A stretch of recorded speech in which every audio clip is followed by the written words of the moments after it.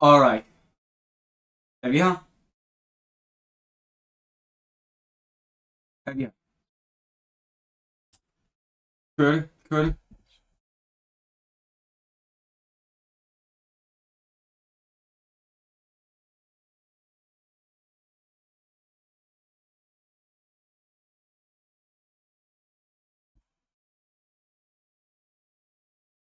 Hmm. Good. No, jag hope det good i alla fall. Anyway, hi allesammans, Jizzup here. Fuck, I'm doing it again. I did it again. I accidentally started in Danish. Anyway, hey everyone, Jizzup here, and welcome to part 2 of reading Homestuck live on stream. Now, oh,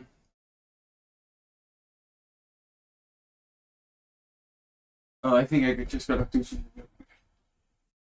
I wanted to have this window open so I could have more air because it's kind of hot today, but yeah, I don't like all the noise it's making. Alrighty. Well, unlike last time, I'm much more prepared. I have water from the beginning. That's nice. And I also have a general understanding of what's going on. So, a quick few things before we jump into it. Number one, um, Number one, a couple of warnings. Actually, I think this might be the only thing, but a couple of warnings. Number one, epilepsy warning. There will be, if you have epilepsy, it's not going to be very fun for you. So, probably shouldn't watch this, or maybe you should. I don't know. I'm not like your mom or anything. I'm just some random guy on the internet. And also, there's a bunch of trigger warnings. Now, if you want to know more about which specific trigger warnings, refer back to the old live stream, the first one, where we started this, where I basically listed out all of them. And also, just generally, check out the last live stream, because if you don't, none of this is going to make even a lick of sense. You already made that joke once. It's not much more funny the second time. Actually, I think it's very much less funny the second time. So, if you could not reuse jokes, that would be very fun. That would be very nice of you.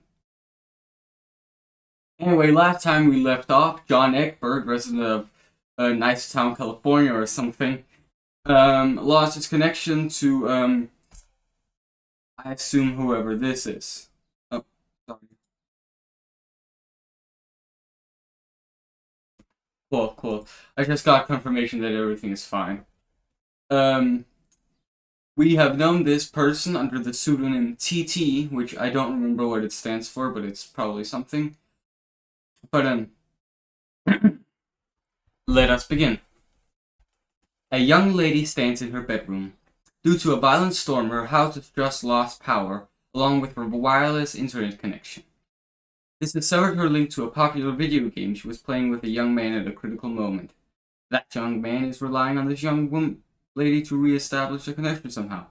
This young lady named it's on the tip of your tongue.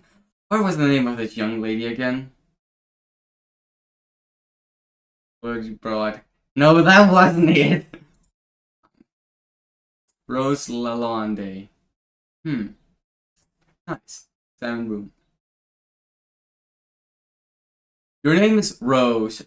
As was previously mentioned, you are without electricity, although your laptop computer still functions on battery power. You have a variety of interests. You have a passion for rather obscure literature. You enjoy creative writing, unlike me, and are somewhat secretive about it, unlike me. You have a fondness for the beastly, strange, and fictitious, and sometimes dabble in psychoanalysis. You also like to knit, and your room is a bit of a mess, and on occasion, if the right one strikes your fancy, you like to play video games with your friends. What will you do? Rose retrieved arms from the purple box. The purple package's contents are private. No one is allowed to look inside. Rose writhed like a Flag alone and puke on your bed? Ugh, what a terrible idea. The thought alone makes you sick to your stomach. Rose, stroke writing journal and mutter, my precious. You would only resort to such an embarrassing activity while no one was watching. These journals are for your eyes only. Rose, get violin. You capture lock the violin, storing it in the root card of your Solidex. S. Rose, play a haunting refrain on the violin. Oh yeah, any page that has this S thing will have a sound, so be prepared for that. We learned that last time.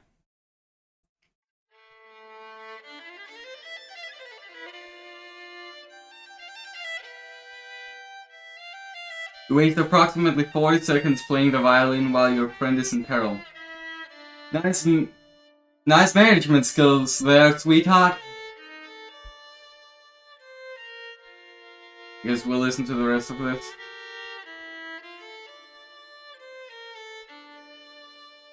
I mean, whoever did this is pretty good at violin, I'll have to say.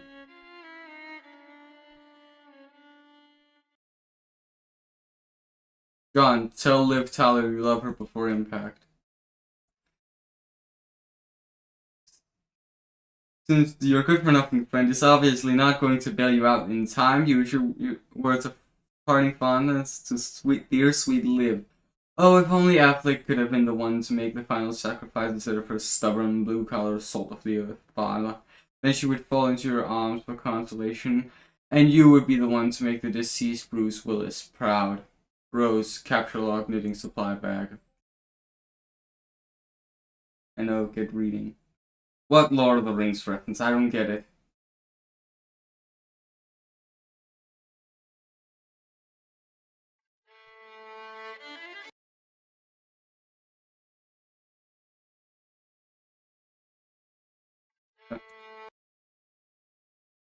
I mean, I guess...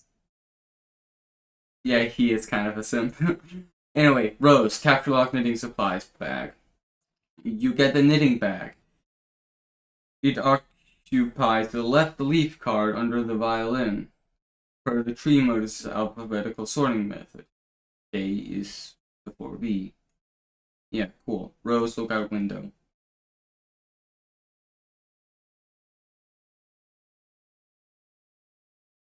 Your panoramic window offers a view of your yacht below, and the mausoleum housing your dead cat, Jaspers, who died when you were young.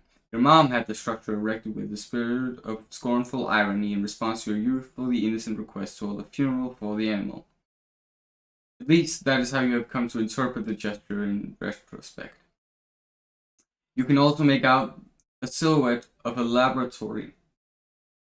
My precious. Oh, yeah, I get it.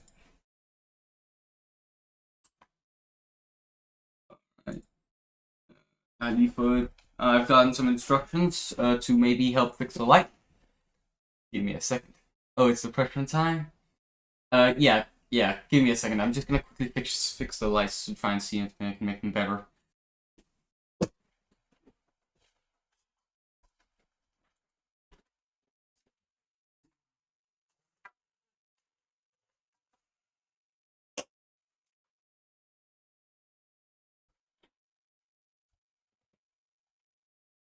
I hope you like that little streak of blue right about there, because I don't think it's going away. Alright. You can also make out a silhouette of a laboratory next door, a facility which likely broadcasts a strong wireless internet signal. You may be able to connect to the signal from a different part of the house. Perhaps if you seek higher ground. Rose, get laptop. You take your laptop and prepare to make the journey through the house. Alright, everything's working fine. Cool. That was before V, but L is...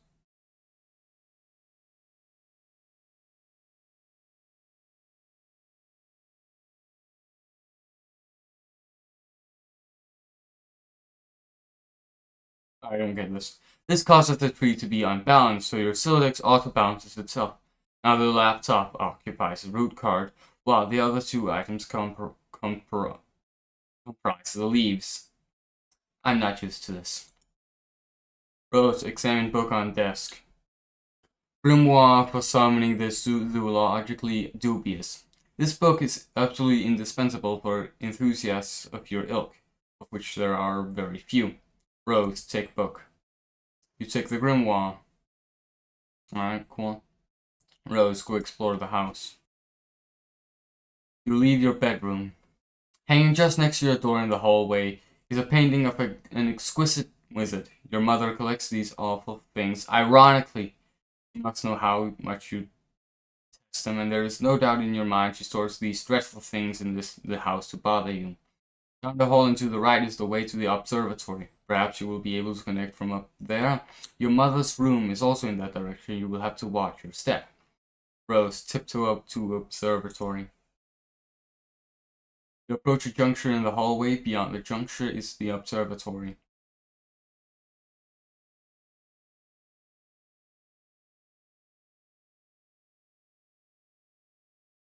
Seems safe. Rose, sneak by. Alright, cool. This door leads to the observatory. You haven't ventured up there in quite some time. Rose, go through door. The door opens to an exterior walkway leading to the observatory. I love summoning eldritch horrors. Yeah. You've seen less inclement John Egbert the Fifth. 5 cents. Oh, some new guy in chat. Cool, cool. Mr. Blizzard Heart Art. Are you perhaps a Homestuck? 5 stars. Yeah, I suppose. You've seen less inclement weather before. Oh, the things you'll do to help out a friend. Rose, hurry up to that observatory. Rose, try to connect. You first put your laptop down on the floor to get it situated. But removing it from the root card causes all the branches and leaves to be severed. Your items are dumped unceremoniously on the floor. Rose, see what you can observe. You're in a... I have YouTube. Reading Homestuck a few days ago. I have YouTube. Oh, it's kind of like me. I mean, I kind of wonder what you do. You know. Yay, someone named Dr. Kitten is in my chat. Yay, I'm super mega happy. But thank you two for joining in and for commenting. That is what drives the stream after all. So thank you very much. Now on to the thing we're all here for, at least as far as I know, which is this old-ass comic. You're in a hurry, sure, but that doesn't mean you can't take a moment to peek through the huge telescope. You find a gap in the clouds and do art? Cool. I do that too sometimes. I just don't post it anywhere because I'm not that good at it and I don't really want to share it sometimes.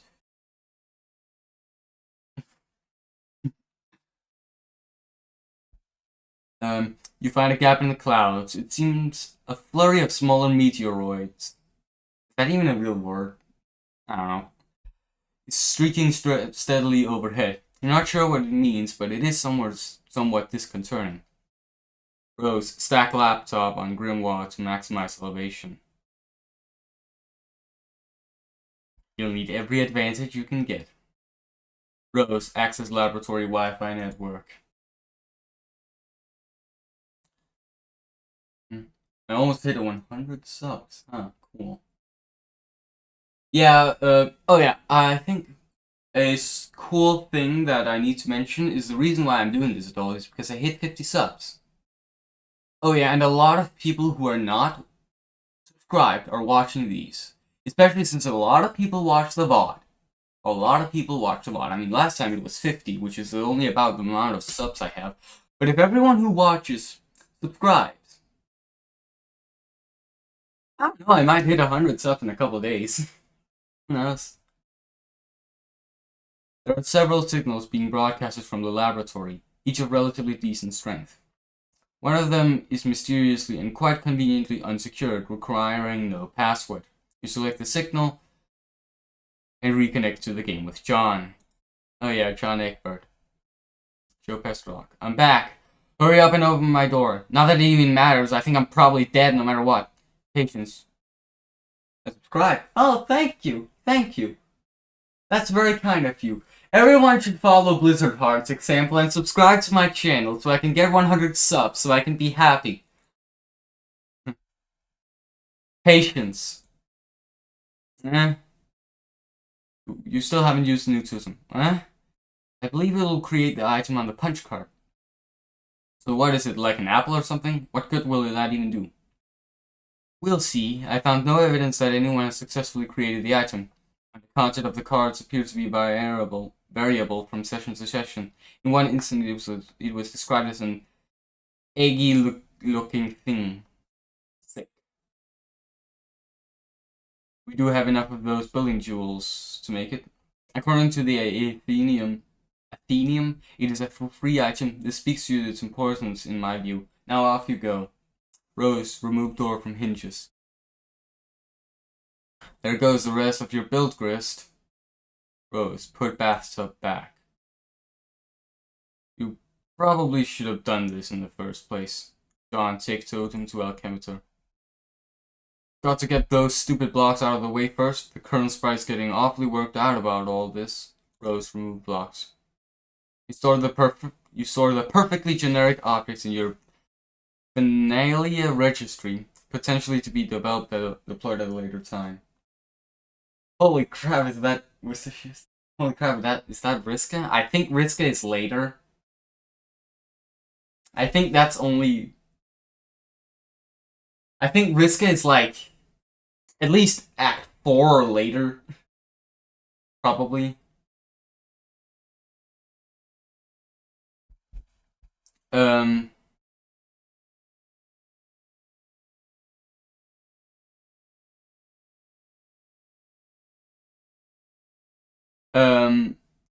But anyway, we have the perfectly generic objects.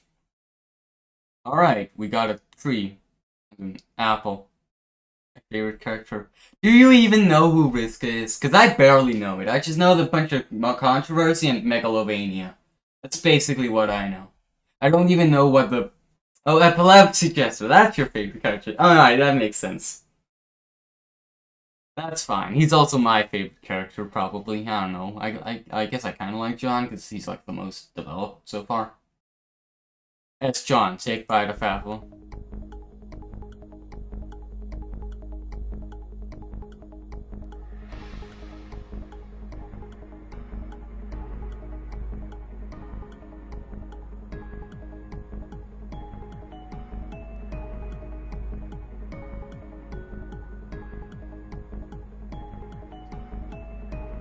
Okay, so the meteor is heading for him. Can you please just eat the apple already?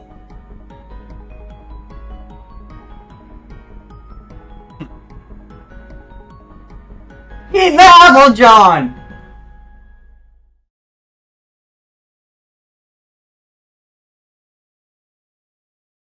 Did he not? Did he not?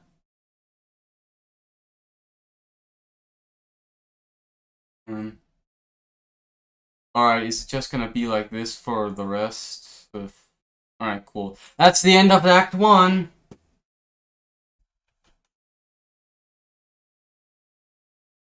Speaking of acts, this is the end of Act 1. Cool, we have made it not very far into the story.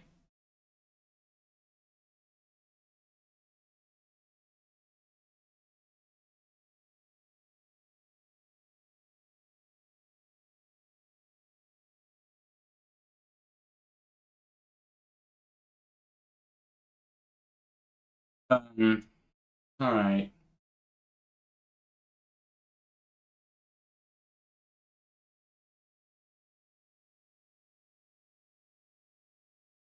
So.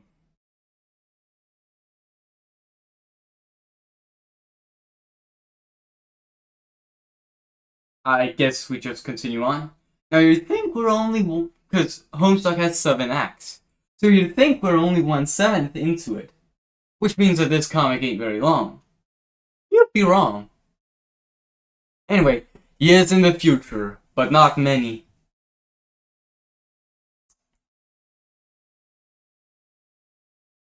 A wayward vagabond records a strutting step in the sun-bleached dust. Act 2.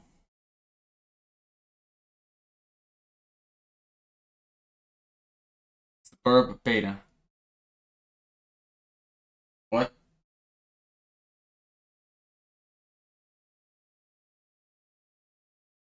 I don't know. What?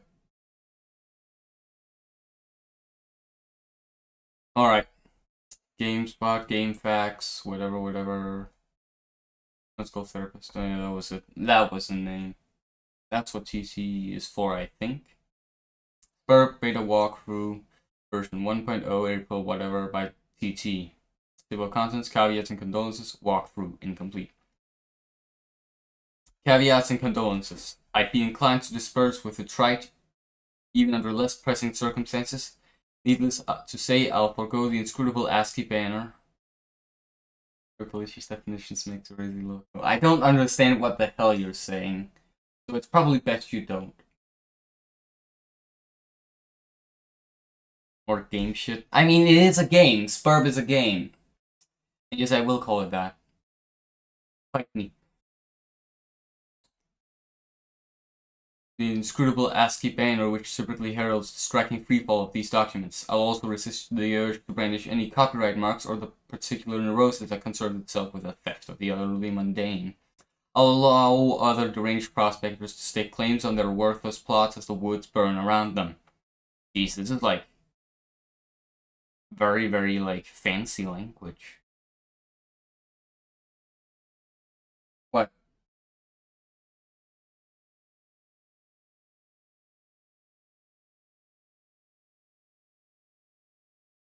Oh.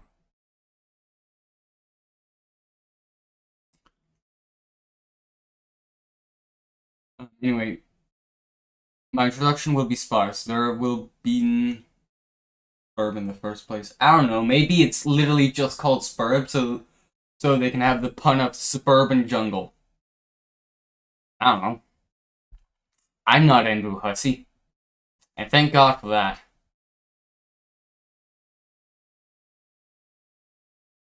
It claims to the sparse.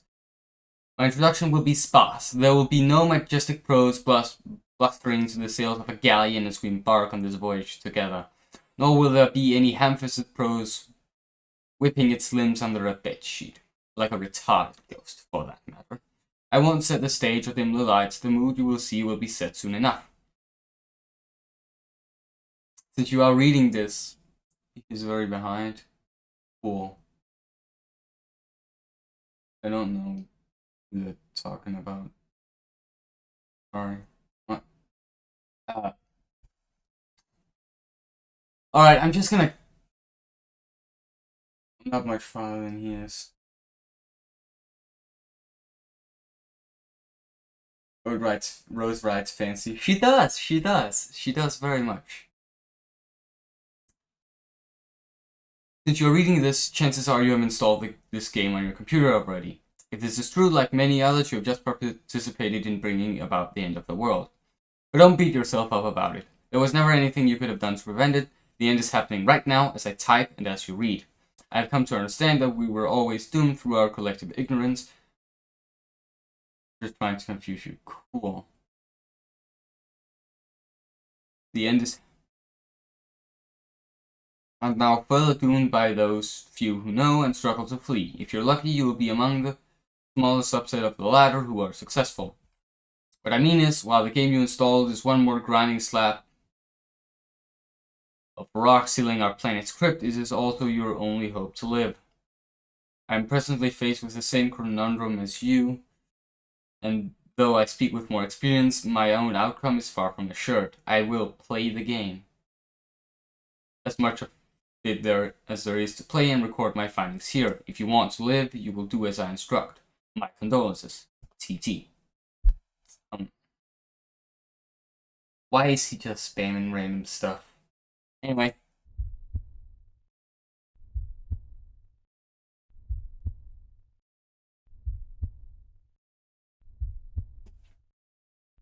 Alright, he's just saying random foods.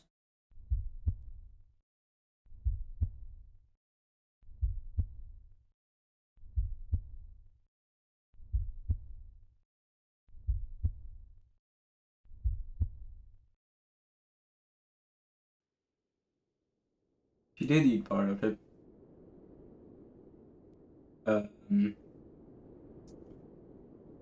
Cool. What's going on here? Okay. The kernel divides. The two halves go their separate ways, leaving behind the sprite portion.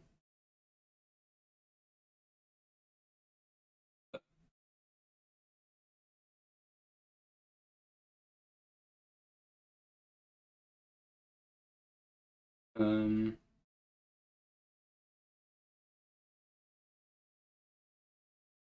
Oh boy. What is left of the sprite undergoes a mysterious transformation. For a moment, you thought you heard someone say "boy," as if whispered in the periphery of your awareness. It was probably just your imagination, though. You there, boy! Okay. Walk around, use the mouse, arrow keys, and or WASD keys. Click on various objects to open commands menus for them. Also named Flash programming by Alexis Cranko Bainsner? I don't know. Alright, so we can actually walk around. Yay, we're actually playing. It's a large platform. Good grief, what is it, boy? The alchemitor created the apple, or the tree that sprouted it, rather, right on time to save you from destruction. You're not sure if you can say the same for your neighborhood, though. You wonder what happened to your dad.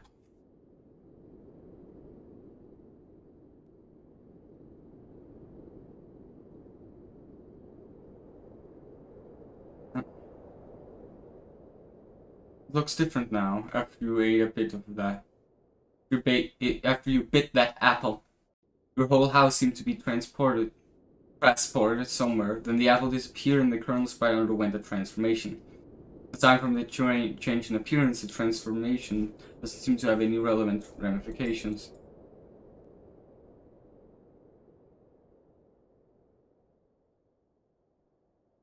Go through the door.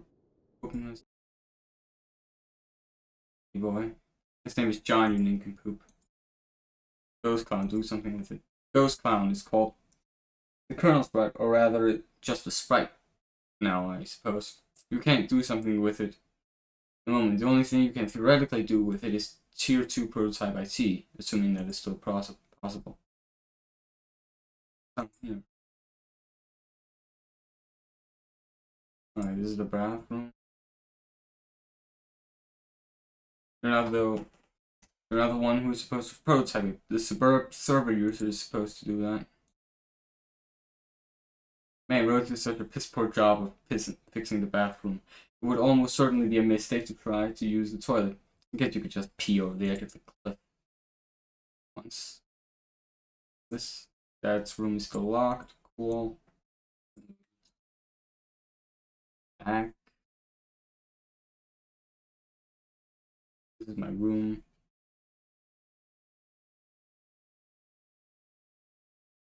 This box. The bunny is not in the box. I said the bunny is not in the box. Why couldn't the bunny be in the box? Yeah, I'll do my best. Alright, what is going on here? Boy, who is John? Do as I say.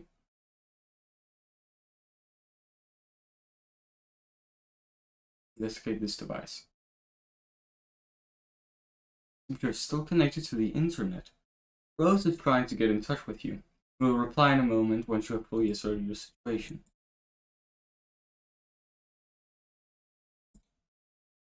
Alright, there's still this thing. The punch card seems to contain the instruction for carving a totem of a certain shape. Because maybe other punch cards will produce different shapes, it bears further exploration.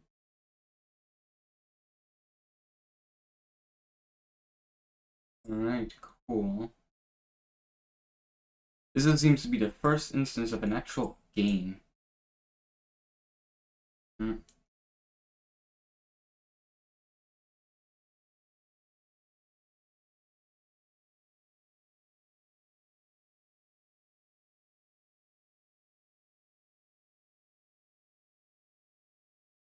Right? It's annoying to control, I can say that much.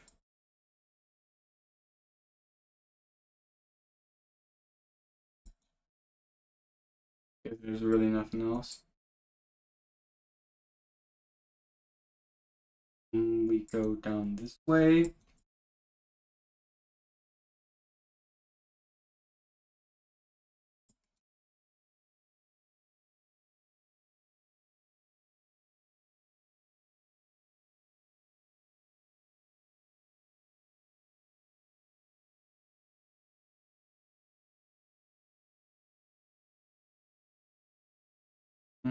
Move this episode. It is and exit your house, boy. This thing weighs a ton. You'd honestly be surprised if the game cursor could lift it. Or at least not without a significant expense of grist. Of all the places for Rose to drop the infernal thing, more than ever you feel, what's the word you're looking for? Of course, house trapped. Andrew Husty, what the frick?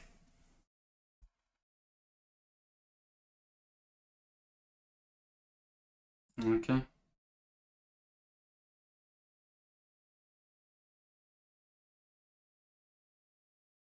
I'm putting the big.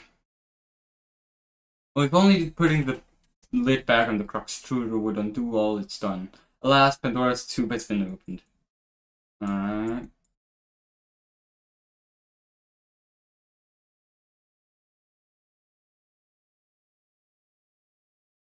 Alright. We're so glad that your dad wasn't watching when you did this. He never would have let you hear the end of it. Things are so quiet.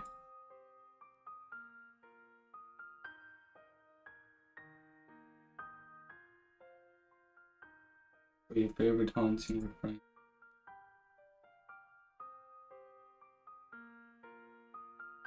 Guess there isn't really that much to do in here except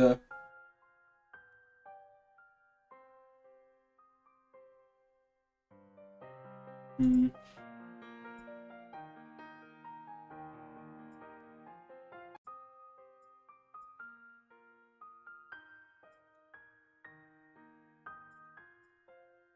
Alright, let's oh, shut up.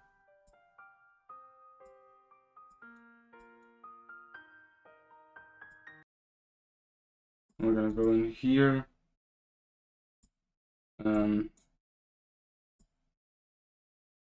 Colonel Socrates. Colonel Socrates is your favorite book, almost as favorite as Wise Guy.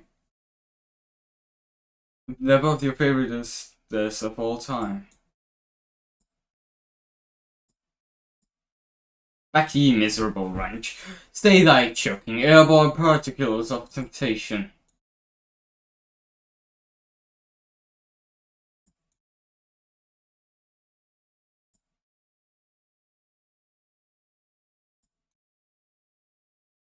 Different now. After you're bitten, whatever. Right. Since there are probably nothing you'd be inclined to use anyway. No, that's not what I wanted. Boy, quit all this scurrying around. For the last time, this boy's name is John. Fine. John, return to your quarters. You go back up to your bedroom, tiptoeing around this weird petroleum-based sludge. Now, John, respond to your friend unit. John, are you there? TT is now an idle chum. Hey, yeah, I'm here, and not dead, I think. I know, I've been watching you scramble through the house like a lunatic. You should have answered me sooner. Oh man, sorry, I was looking around for my dad and I can't find him anywhere. Have you seen him? Oh, I'm sure he'll turn up. We have more important things to address right now. Yeah, like, where am I? I don't know that either, but I've determined your neighborhood was destroyed by the meteor. Wherever you were transported, it saved you from the impact. I've been reading reports in the news over the last few days. There have been many smaller meteor collisions with people's homes around the world, and they seem to be getting bigger. Yours was the biggest they've identified so far. Wow. Okay. So then I guess if this is all the game's doing, then the point is for us to save the world? Perhaps. Then we better get moving and figure this game out! Yes, but wait. We should retrieve your PDA yet again. It will help to keep tabs on each other while you investigate. I think I can get you closer to it if I can replenish our grist supply somewhat. There may be a way to recycle some that we already use. Okay.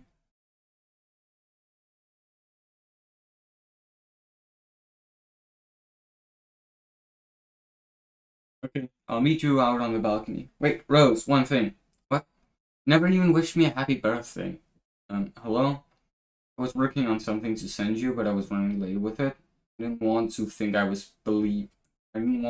believed meager well wishes alone would suffice for the occasion. That's it. Happy birthday, John. Oh jeez, that is silly. Anyway, thanks. First, take the fat big item on the floor there. The towel? Why? Oh well, you're the boss. You captured like along the towel. Now what? To, as the purple text says, to the balcony. John makes his way to the balcony per your awkwardly worded request. Wait, take that, the blue wobbly thing. Whimsically decides to capture the totem, which was used to create the apple tree earlier. John, recycle the grist that was dictated by your cohort. John cannot do anything with the grist at this moment. That is up to the suburb player. I see. Yes, that will suffice. Rose deletes the perfectly generic object. 6 units of build grist are restored to your grist cache. Rose expends the grist, drag a new plank from the balcony in the direction of the PDA. John, run across precarious platforms swiftly. John isn't sure about that. It's a long way down. Boy, I said make haste on the narrow catwalk. John is very nervous about the idea, and the strident tone of your commands is starting to make him a little upset. Fine, proceed as your level of comfort dictates. We walk within range of the PDA. Rose retrieves it. Now, take it.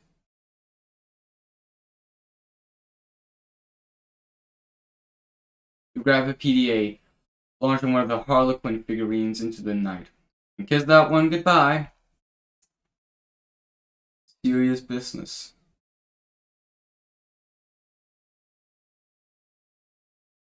The following matters have been submitted in a frank and forthright manner for Python's judicial appraisal. Thank you all. Report most hats removed from the danger ties next. Fedora Freak, you are in our thoughts, along with Python blah blah blah and his enviable collection of pipes. The left Fedora Freak salvage as many hacks as is practical. Neighboring house struck by flaming projectile. Light a fire hazard, evacuating house of all expensive garments. Status of help / wardrobe. Submitting inquiry of concern over cataclysmic event. Python reply. Just one arrow command will suffice, thanks. It looks like you're not the only one trying to locate your father after the disaster. These boring men are uninteresting!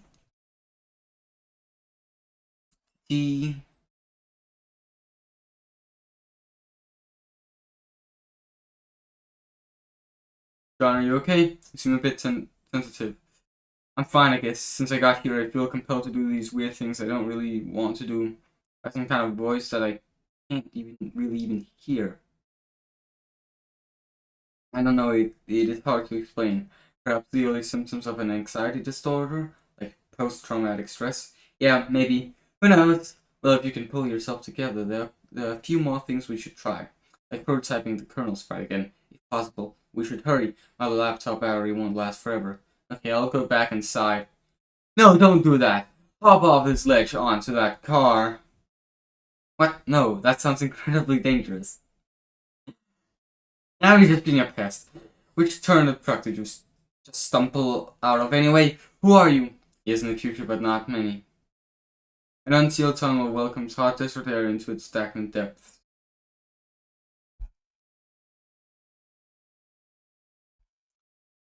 Alright, this is like back to here. Upon connecting with the client user, you, the server user, will be met with a control panel allowing for you to manipulate your co-player's environment. You will find that you are allowed to deploy 4 items at no expense. 3 of these are rather large machines and 1 is a punch card. It's quite possible that you have already deployed some of these items before reading this. If that is the case, you have activated a machine called the Extruder, such that it explains a countdown. You must proceed to section A100 of this walkthrough immediately. The life of the client user depends on it, and if your co-player has activated this device in your environment too, then yours does as well. But if not, please refrain from doing... I've noticed that nobody seems to be like chatting anymore. Am I just that boring? But if not, please refrain from doing anything with the Extruder aside from merely deploying it. This will buy us some time to think through things properly and go over the basics of the game before you find your soft, easily punctured head in the jaws of the lion.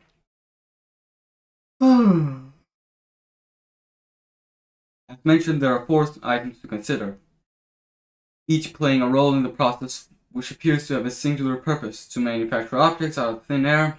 The designers of the game, judging by the language used, regard this process as a sort of alchemy. This may allude to complexities in the production process yet to present themselves, but for now, the variety of objects you are able to create remains quite limited.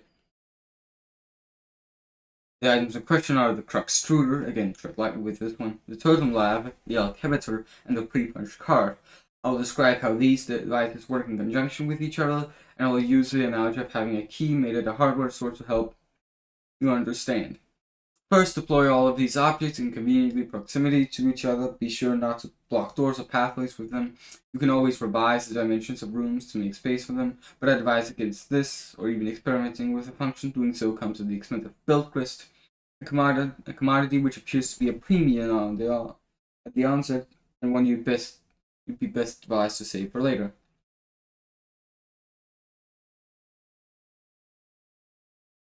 Removing the lid signals the moment your life becomes a great whirling batshit pandemonium, somewhat resembling the chaos of an especially ethnic wedding. So Stone will deliberately share channel for the livestock is decorated and lost track of. The question of whose meal is this at times can be heard over the din, and this is now your reality. But aside from that, it marks the beginning of the process I'm about to describe. The countdown begins. Yes. Also, an internal entity called the kernel sprite is released, but neither of these things are relevant to the process, to my knowledge. More on these things later. What is relevant is that the unlidded Extruder's ability to dispense Cruxite dowels.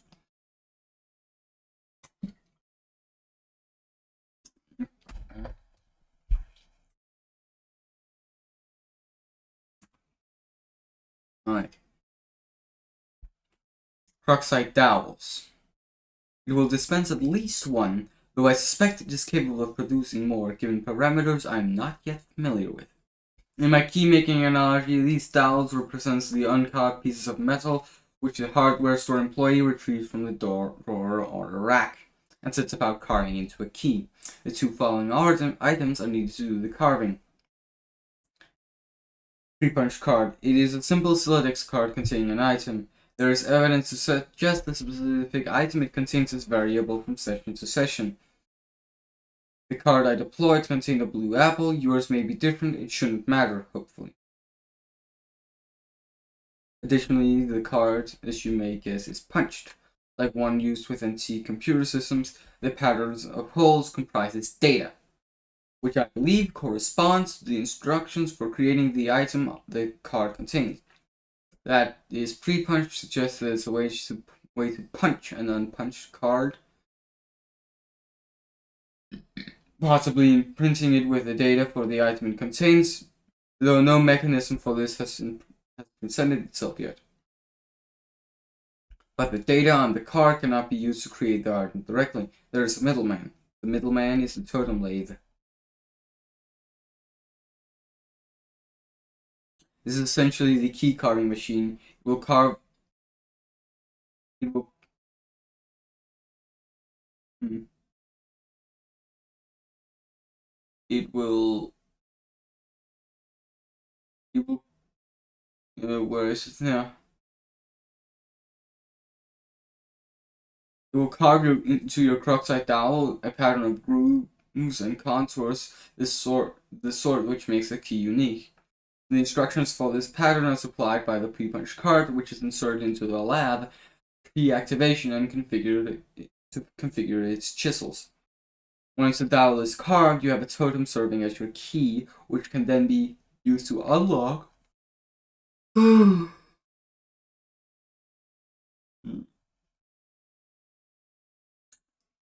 card item through the alchemitor. But at this point, I'll diverge from my key making analogy and switch to barcode analogy, which is not a terribly strenuous leap to make, since the concept of the key and the barcode are essentially the same, one being a unique pattern of grooves, the other of varying black lines. The alchemitor. To place a Crockside dowel, carved or uncarved, on the alchemitor's small pedestal, its robotic arm will scan the contours with a laser, hence the barcode analogy. This is the machine's way of reading the data originally imprinted from the card and transforming that data into a physical object. Sorry for yawning so much. This part is just kind of boring because we know most of this stuff. I guess I could skip it, but I kind of don't feel like it.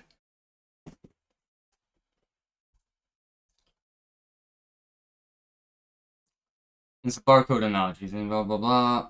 This is the machine's way of reading the data originally imprinted from the card and transforming that data into a physical object. Though typically this is not done without expense, I believe. An uncarved dowel results in the creation of a perfectly generic object, which is a seemingly useless green cube. It costs 2 yen. 4 subs. I guess I went up a sub. That's cool. That's probably that was maybe Mr. Blizzard Hard. Thanks again. Thanks again. Though typically this is not blah blah blah, which is seemingly useless green cube. It costs 2 units of build grids to make, and I do not advise you to waste resources on it. There appears to be many other varieties of grids ostensibly used in combinations to create different sorts of items, which these papers are mostly explaining for those who didn't get it from the tutorial how it works, I think. I guess that makes sense. But there appears to be many other varieties of grids ostensibly used in combination to create different sorts of items, which possibly offer some insight into the game's use of the term alchemy.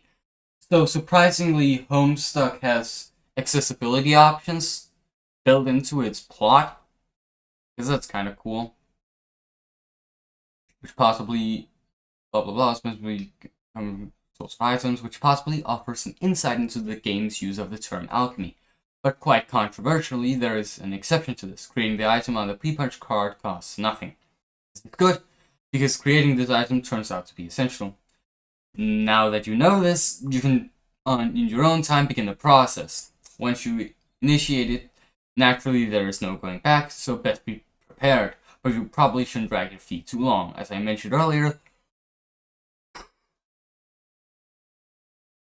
this is your only means of escape. When you're ready, be prepared to follow the steps in the next session swiftly. The extruder is ticking. Do this to live.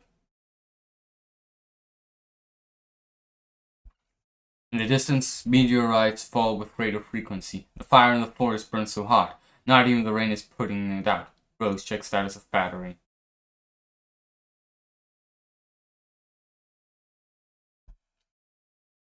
Your laptop battery is alright for now, but it won't be for long.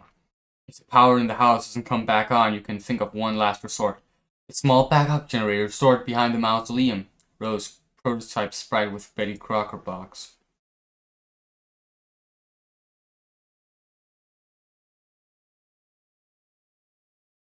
What? Oh man, you're going to use that? That sucks, what a stupid idea. Back, yeah. No more papers.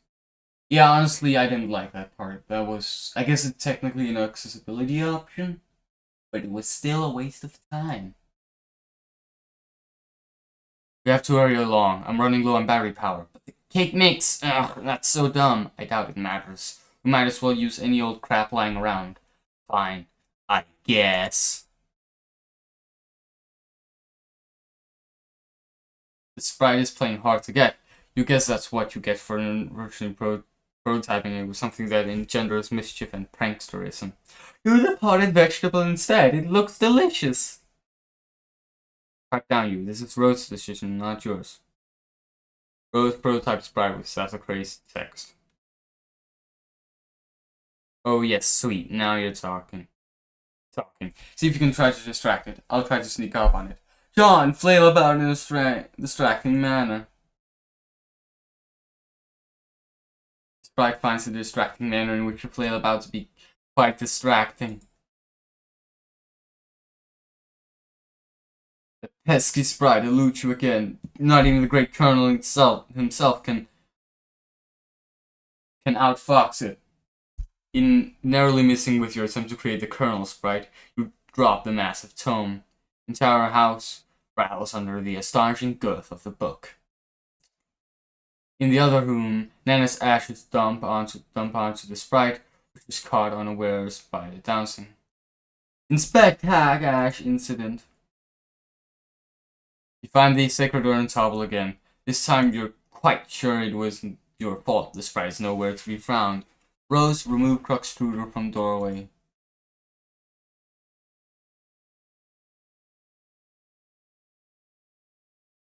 Aw, man, where did it go? I can't find it anywhere in the house. That book can kill a person? It probably can, yeah. I can't find it anywhere in the house. No time to worry about it. The next thing you should do is get your server copy of the game from the car. You need to connect to my client so I can repeat your steps and presumably join you wherever you are. We should do this quickly before my house burns down. Wait, there's a fire? There will be soon. Jeez. So move this thing already. It looks like it requires a lot of grist to move. I don't have enough to relocate the door either. How much do you have? 0. Oh. I thought about jumping from the car to the ledge earlier, but that sounds really dangerous. I have a better idea. Meet me upstairs. Do again as purple words say. You're about to head upstairs, but you thought you heard something behind you. It was faint, but you could swear it was a small, light-hearted chuckle along the lines of a spirited "ho ho ho." Ignore this woman's antics. You're not sure what you saw. You even saw a woman, let alone any of her hypothetical antics, but whatever you might have caught a glimpse of it. It sure gave you the willies. You head upstairs on your way to the balcony, your PDA's acting up again. Indulge the device, but be curt with it.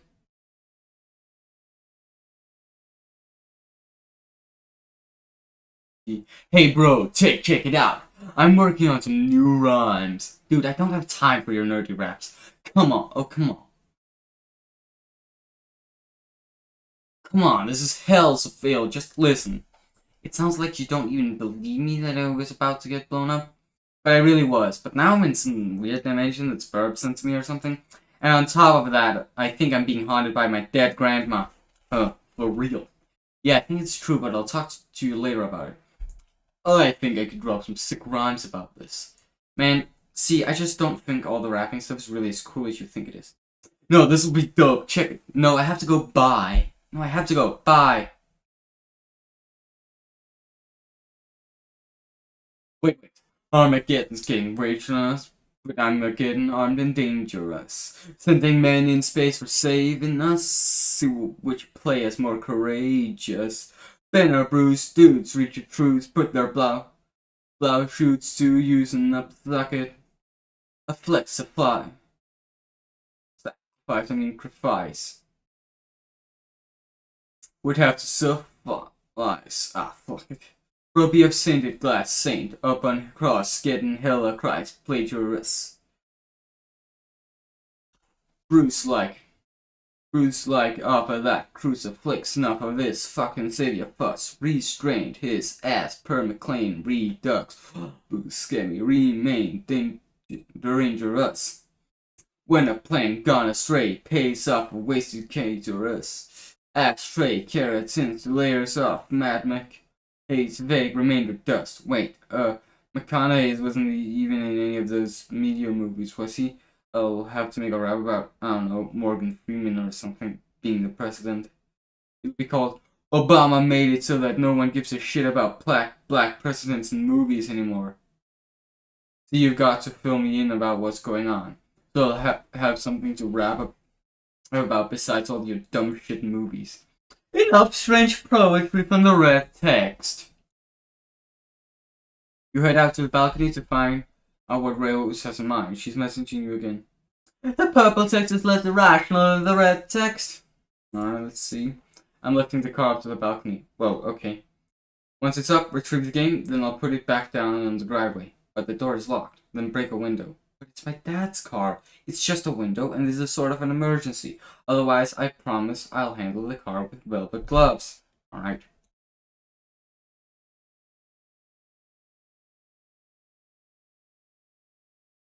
Connection lost. Oh, not again. Ridiculous folly. Inexcusable.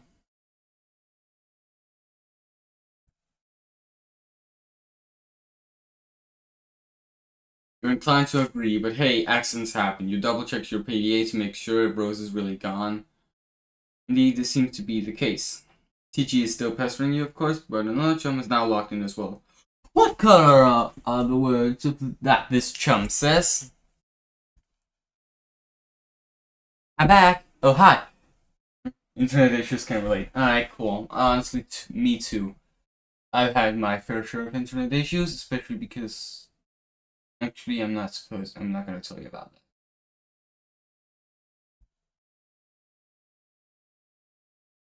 Oh, hi.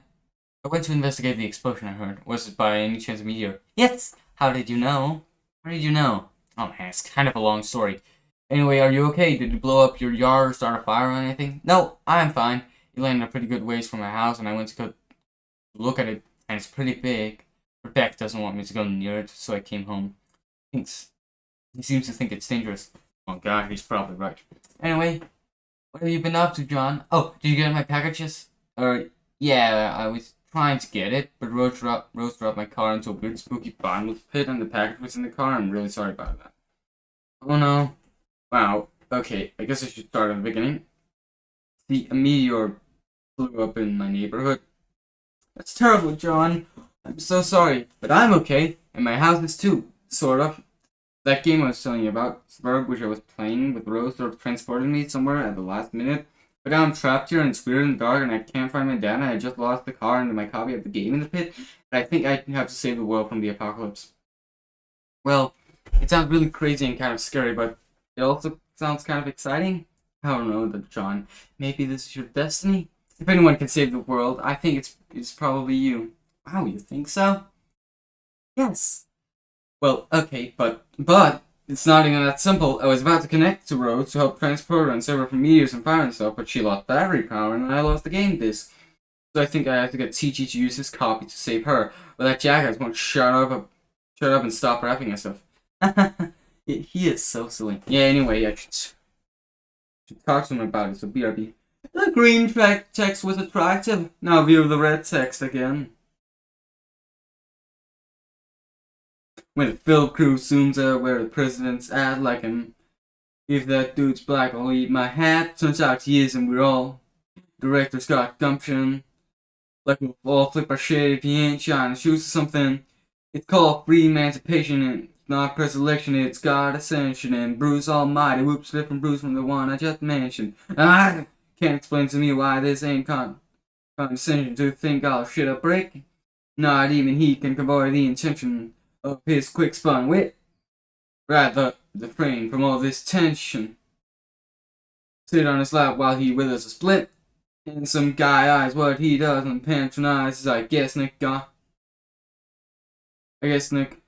Negrosity is the mother of invention. Stop bragging for a second, you horse's ass. I have something important to talk about. What's up? Rose is in trouble and she needs help. I was going to connect to her with Spur, but I lost my copy. Okay. Also, she lost battery power. If she can get back up and running, she'll need someone with a game to get her out of there before her house burns down. So I think you should use your copy of the game to help her. My copy? It's going to be tough. Why? I lost it. It's a stupid story. And I'd rather not talk about it. Should be embarrassing you. I thought you said you had two. Well, yeah, one is my brother's copy. Okay, well, get his then. Alright, but he's not gonna be happy about it. Whatever. You might want to read Rose's walkthrough to get up to speed on this. Oh man, what? Really? Look, all I'm saying is this girl tends to lay it on kind of thick, you know.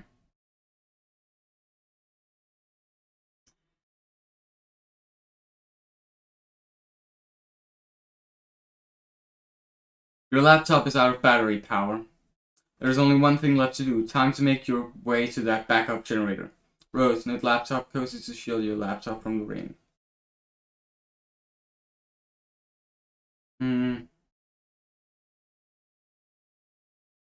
That would be such a waste of time. In fact, you already needed one a while ago. You retrieve it from your knitting bag and apply it to your laptop. You capture lock the laptop plus copy. Plus cozy. Rose, equip Grimoire to strike Specibus. That would be incredibly ill-advised. There are some dark forces you just don't want to mess around with. You understand this better than most. You put the book down. Rose, recapture lock your items. You grab the knitting bag and the grimoire in that order. It's always a logistical puzzle with your tree modus. The tree auto-balances, leaving the knitting bag accessible to the root card. Rose, allocate knitting needles to strike Specibus. You feel a lot more comfortable with this as a weapon. You're so handy with those needles, you feel like you could probably use them to fillet a swordfish. You lose the root card in the process, severing the tree. Hey, careful with all that stuff. Rose, knit plush cuddly Cthulhu to soothe nerves. That would also be a preposterous waste of time. Besides, you're quite sure you've never heard of this creature called Cthulhu. For, however, many other specimens of this zoologically dubious you are familiar with, such as Rose, consult the grimoire. Cthulhu, foul patrician of misery. You hear his mammoth belly gurgle. To hear his mammoth belly gurgles to know the epoch of joy has come to an abrupt end.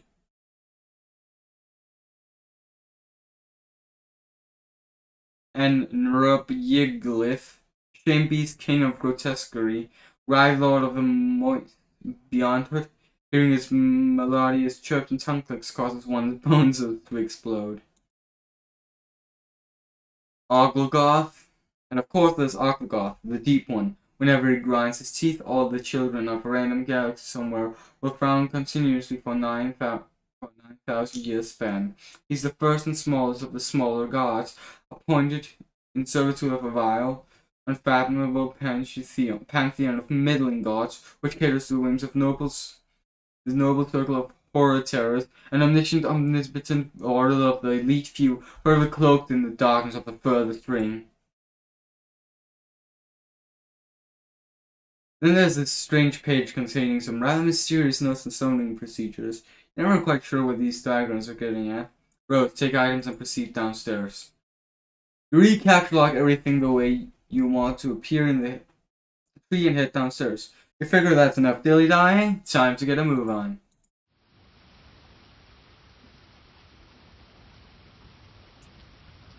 You wonder if this rain will ever let up. It's driven since the month began, perhaps long enough to forget its purpose. It no longer even knows how to assuage fire. Somewhere a zealous god threads these strings between the clouds and the earth. Preparing for a symphony it fears impossible to play, and so it threads on, delaying the rays of the conductor's baton. How you hate the season. April is the coolest month, bleeding lilacs out of a dead land, mixing memory and desire, stirring dull roots with spring rain. American sports legend, Charles Barkley. Rose confront mother in hall. Surely your mother. Mother is lurking nearby. To be prepared for an unpleasant confrontation. Oh, psych! What? This is really cool dude, okay? He's standing around being all chill like cool dudes are known to do sometimes. A cool dude like this probably has a really cool name. But he probably wouldn't just tell you what it was if you asked. He'd be way too busy for that. Busy being totally sweet. But you could always try to guess his name. If you're right, he might nod ever so slightly. That's a cool dude's way of letting you know there might just be hope. Might just be hope for you yet. Enter name. Insufferable prick. This guy doesn't have time for this sort of bullshit. Try again. Dave Strider. Cool. Your name is Dave. It is an unseasonably warm April day. Your bedroom window is open to let some air in, and your fan is cranked. Arguably, even more cranked than would be your fly beast, which brings us to your variety of interests. A cool dude like you is sure to have plenty. You have a penchant for spinning out unbelievably ill jams with your turntables and mixing gear. You like to rave about bands no one's ever heard of but you. You look like weird dead things preserved in various ways.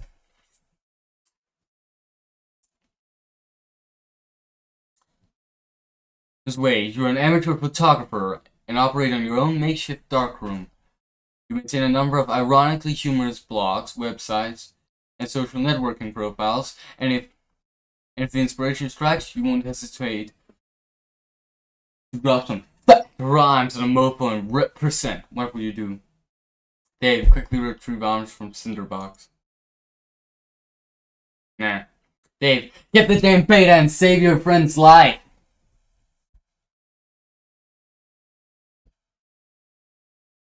This notion strikes you as nonsensical. You can't imagine how a video game could save someone's life, and in any case, you're quite sure no one you know is in any danger. Anyway, there are these copies of the beta you've received in the mail recently. You've labeled them with your name in bold red print to distinguish them from your bro's copies, who labels his in kind. Neither of you really gives a shit about this game or has any intention of playing it, but you'll be damned if you let that get in the way of your campaign of one-upmanship. Dave, bleed like a goat and piss on your turntable. You would never consider allowing any fluid, even remotely resembling urine, to touch your beloved turntables. That would risk breaking them, and a world without the gifts of your godly science just doesn't sound like a place you want any part of, man. While you're at it, you might as well wipe out human civilization with a meteor or something ridiculous like that, which will probably never happen. That sort of thing only happens in stupid idiot movies for stupid idiots. Oh, how wrong you are, you cool dude. World's greatest air quotes, whatever they're called.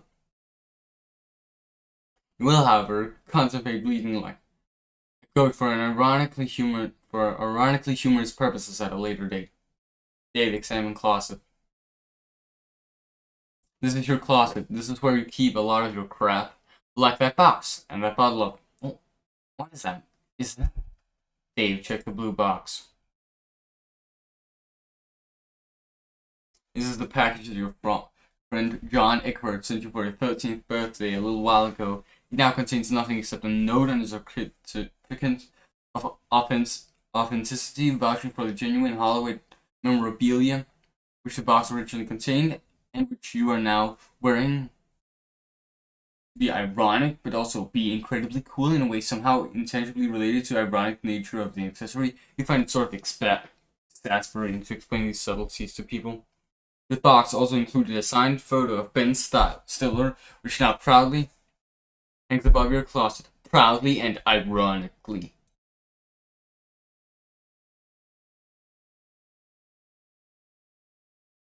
You capture lock the box through your hash map fetch modus. The modus's current hash function resolves the index by evaluating each constant at 2 and each vowel at 1. The total is divided by your number of cards and the remainder is in the index. What's 5? And 5 isn't. 5, I guess it's modulus 10. So, 10 slot 5. The box is capture locked in card 5. Dave, examine jar of unknown yellow liquid in the closet. Oh, hell yes! It's an unopened container of apple juice. You thought you were all out. It is like fucking Christmas up in here. This is so great. You've got to tell John about this immediately. He'll be so excited. Dave, take juice. Juice, it's in 7. We capture lock the juice into card 7. Exit pester comes to pester John. Wow, he has a sick gaming PC setup. Even cooler than mine. But on the other hand, he doesn't have 2 monitors, so guess who's really winning? Me! In addition to letting your buddy know about this outstanding juice windfall, you figure you'll wish him a happy birthday while you're at it, in your own cool sort of roundabout way, of course. Good thing you looked at that box he sent you, or you might have forgotten. You might as well ask him about the beta. The kid's been harping about it for weeks. It would be cool if it came on his birthday. He'd be one happy camper. Bullshit, ill beats, blah blah blah.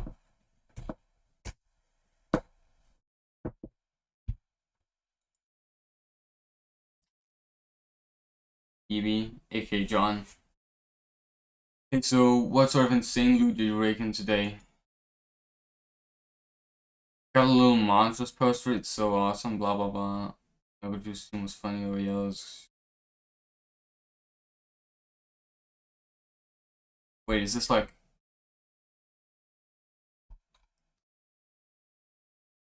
Is this an old pester log? Did you rake in today? I got a little monsters poster, blah blah blah, I'm gonna watch them. Again today, apple juice was so funny. I got a little month. Like, maybe this is new? I don't know. Okay, so what sort of insane loot did you rake in today? I got a little monsters poster. It's so awesome. I'm going to watch it again today. The apple juice scene was so funny. Oh hell, that is such a coincidence. I just found an unopened container of apple juice in my closet. It is like fucking Christmas up in here. Okay, that's fine, but I have one question and a word of caution. Have you ever seen a movie called Little Monsters starring Howell Mandel and Fred Savage? But the seal on the bottle is unbroken. Are you suggesting someone piss in my apple juice at a factory? All I'm saying is, don't you think Monster Howie Mandel has the power to do something as simple as reseal a bottle? How do you think your brain numbness? Why did the fat kid or whoever drank it know what piss tastes like? And his reaction was nigh instantaneous. It was the 15th day in a row. Howie Mandel keeping his juice. Okay, I can accept that. Monster B-list celebrity douchebags with cunning and persistent pranksters. Also, Fred Savage has a really punchable face. Who cares about this? Let's stop talking about... Did you get the beta yet? No, did you? Man.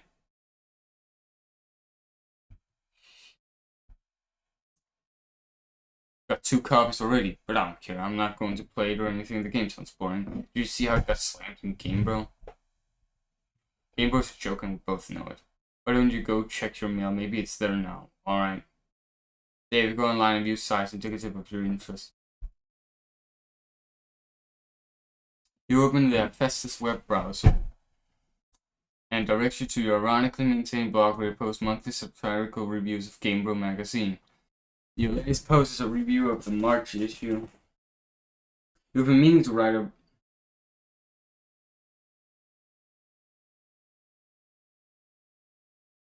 Can we not do this? Can we not reference the baby is you for 5 minutes? Can we not? Please, I literally don't care about it. If it's gonna become important, it's gonna become important later on, and until then, I want every single one of y'alls to shut up about it. Shut up. We'll get to that. We'll get to that. And until then, I don't care about it. You've been meaning to write a review for the latest issue too, but you've been sort of dogging it. Something about the game they're reviewing just doesn't strike you as right for satirical purposes. In a new tab, you open another one of your sites.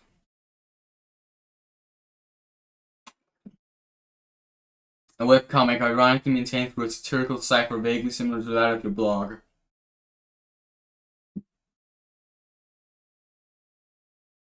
It's called Sweet Bro and Hello Jeff. You have legions of devoted fans,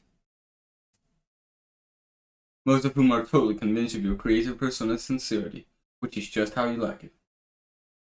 Dave, check the latest page of the Midnight Crew.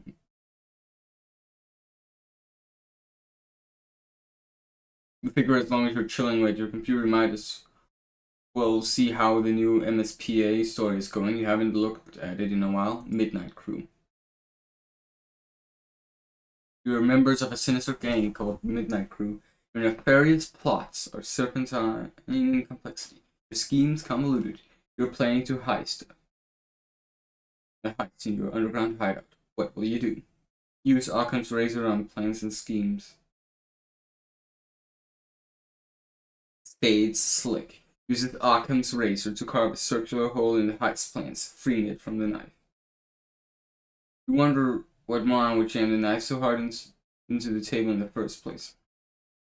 SS, climb ladder and exit hideout. Implement nefarious plots.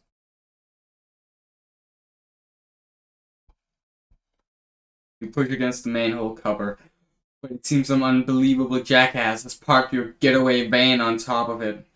A familiar feeling stirs. That feeling is overwhelming, soul-blackening rage.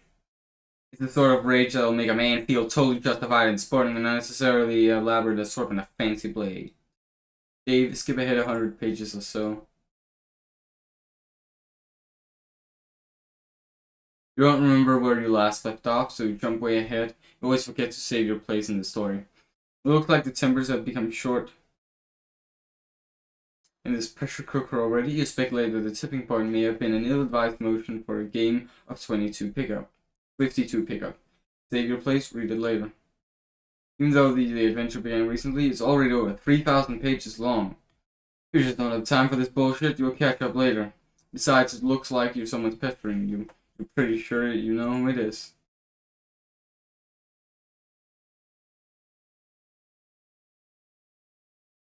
In some cultures, the persistent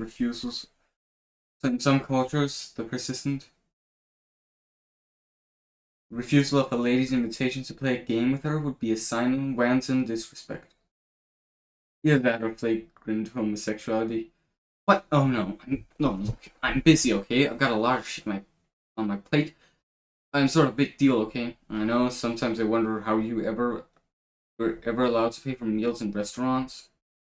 It must be hard to keep a low profile when you're always overhearing odd voices whisper, "It's that guy who has a blog."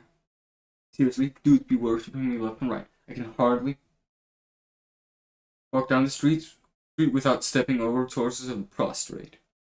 Navigating the urban landscape, I'm sure it's difficult enough without an obstacle course of differential flesh and skyward asses. Perhaps adapting the art of parkour to your unique environment would help. Yeah, I mean, damn. Like there's this scruffy little shit on my feet, an orphan or something. I don't know. Face flesh on the pavement. I'm like, dude, listening for Stampede of Buffalo or something. He braves to look at me. And then gives my shoe a little kiss and scurries the fuck off. Heavy as the crown. Yeah, not kicking over Oliver Twist in the fucking face every day is my gift to the world, I guess. Breathtaking magnanimity, among other things. I just give and fucking give. Indeed, nary a jewel tumbles from your wish box of daily exploits, which I imagine does not sparkle. Oh, for fuck's sake. You're just lobbying me for me to play that dumb game. Baseless accusation. Look, I'm telling you, Egbert is all about that game. He'll play it with you and probably be tickled retarded about it. I know this very well. I cannot hasten his mail delivery, however. Yeah, I'll hassle him some more about it. Look, and look, and look, how about this? If you ever find yourself in a position where your life depends on me playing that piece of shit game that I'll play, will that make you happy? More than you know. It perfectly mollifies my grief over the demise of chivalry. John, what are you doing? Stop doing nothing. Meanwhile, in the present, a place where the present may be a concept of dubious merit, John is phasing out, but a vague and forceful thought jolts him to attention. Maybe it's that bumping sound coming from the other side of the door. What is that? A thick, unpleasant flood pours from beneath the door. Troubling! Investigate this! There's a trail of this fluid in the hall leading to your room. Dave plays some hauntingly sick beats. You've had enough of the computer for a while. You feel like you've been messing around on it all week. It's time to get your jam on. You pull up to your trusty Akai MPC 1000 sampler and prepare to get stick nasty. What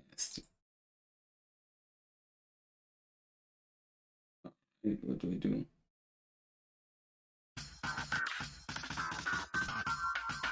Oh. Alright.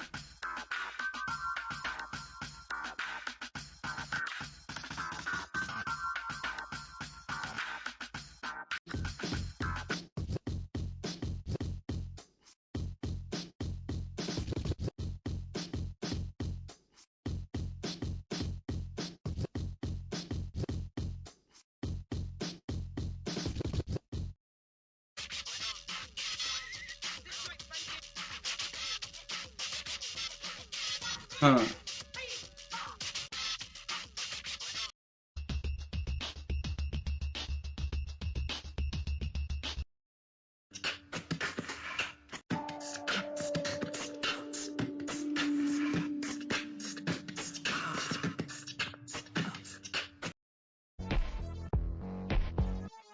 Oh, I like this one.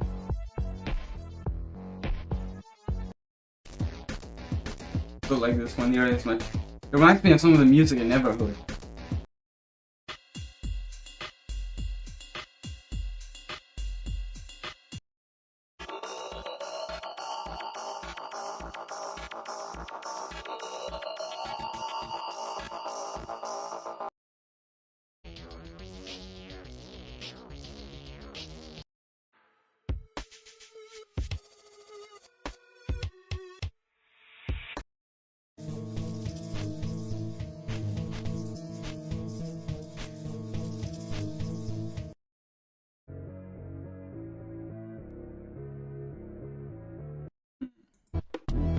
Huh, okay.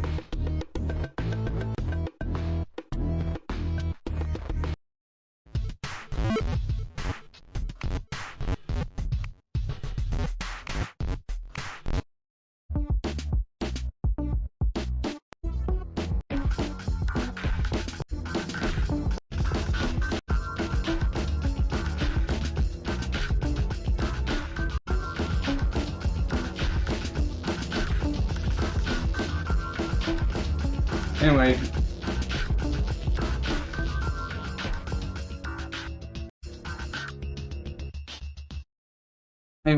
Dave takes a sip of the apple juice despite what John said.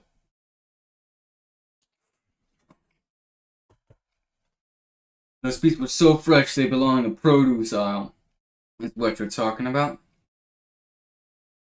Soccer moms be thumping that shit for ripeness. Melons, know what I'm saying? After beets that fresh, it would be a crime not to reward yourself with a celebratory swig.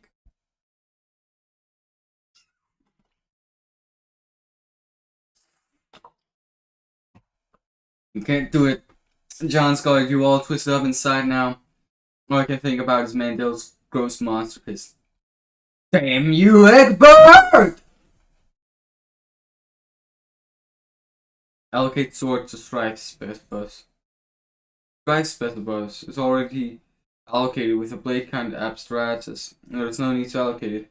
You can wield your sweet ninja sword as a weapon once it is in your strike deck, but you will have to capture lock it first before moving it there. Dave, capture lock sword. The ninja sword occupies the same card as the juice. Spilling the juice from your cervix. It splashes all over the turntables or your copies of the beta. Ugh, Dave, go get a towel or something. You head out to get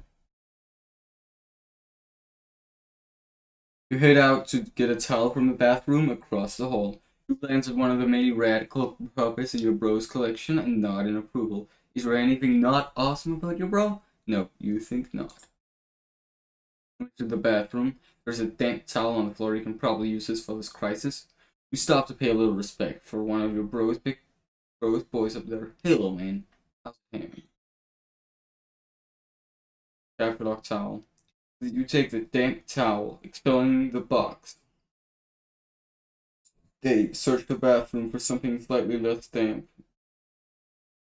Now you decide to just bring this towel out into the toilet to make the towel less damp. Now it's just a towel. Dave, take towel. Take the towel, grab the box again while you're at it. Dave, clean up the juice. You clean up the juice with the towel and hang the damp beta envelopes on the lines to dry out. The breeze of the fan, the betas jostle near the open window. This arrangement is a little disconcerting. If they fall out, it sure would be a stupid way to lose them. Dave, turn off the fan. The crisis is easily averted. You can't imagine it will ever resurface later in any way, shape, or form. That beta is as good as yours forever. You should probably go past your Egbert again. You wonder if he found the beta yet. You might also chat about your respective Silodic dices and fetch modi. If the topic happens to come up, you wonder if he's anywhere near as smooth with his Silodics as you are. Probably not. It's probably not even humanly possible. Suddenly, a rambunctious crow flies in the open window and snatches the beta, possibly to make a nest with, or maybe just for the sake of being a brainless, feathery asshole. You yell at the bird. Stop!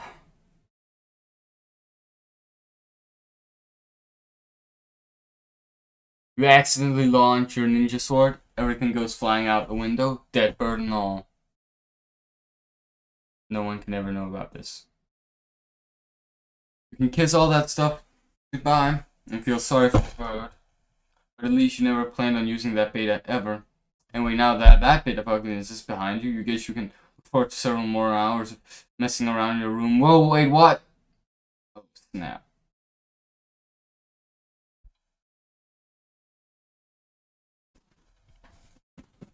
Prepare to descend the stairs to your living room. You are standing eye to eye with a familiar foe.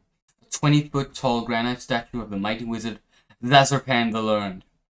Your mother had him installed through a hole in the roof with a heavy-duty crane. Just look at that mystical gaze. Peer into those aloof, glassy eyes is to arrest the curiosity of any mortal. To behold the wisdom concealed in the furrows of that venerable face is to know the ceaseless joys of bewilderment itself. Any man so fortunate as to catch us can't see his merry twinkle or twitch or whisker to surely have all their dreams fulfilled. You find this grisly abomination utterly detestable. Rose, psychoanalyze murderous love with us.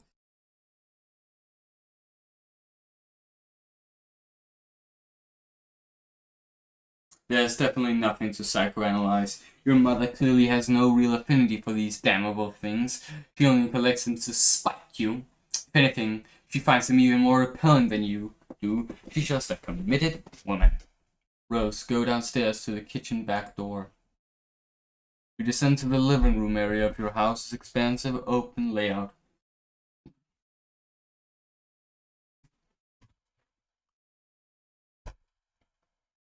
There is the sound of rushing water beneath the floor. It tends to strike guests as a strange presence in the living space, but it's become hardly audible to you through familiarity. There's the front door, but hopefully there's no need to make the long trip around the house in the rain. You might as well see if you can slip through the kitchen and out the back unnoticed. Rose, view mother's solid copper vacuum statue. Okay, but it's bronze, not copper. But it wasn't always. A while ago, you gave this as an ironic gift to your mom for Mother's Day. You even customized it with a drink holder to support one of her ubiquitous alcoholic beverages. She liked the gift so much she had it bronzed and put onto this pedestal.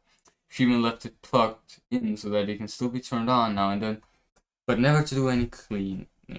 It never leaves this display. Sometimes at night, when you're in the room, you can hear it wailing from downstairs. You must know that you can hear it. She's completely arranged. Rose, grab the Eldritch Princess. It's too big to capture, not that you would want to move it anyway. The pretty princess doll has been sitting there for months. Ever since your mother got this abomination for her birthday, it's a totally passive-aggressive gesture. You decided to make it a much less abominable by knitting Her Majesty a new head and new arms. Now it brings a mischievous smile to your face whenever you walk by. Your mother hasn't removed the doll first, and probably never will. She would never be the one to blink first. Rose, acquire umbrella for protection from elements. You're going to have a hell of a time accessing that card when you need it. I guess you'll just come across that bridge later. Rose, peek inside the kitchen. The liquor bottles are out in full force. Mom is surely nearby. Rose, investigate richly colored object in the middle of the screen. That would be your refrigerator, whose surfaces have customarily served as the battlefield of your chilly siege of passive-aggressive one-upmanship. This was a drawing you did of your cat Jasper's when you were younger, one with a poem about him.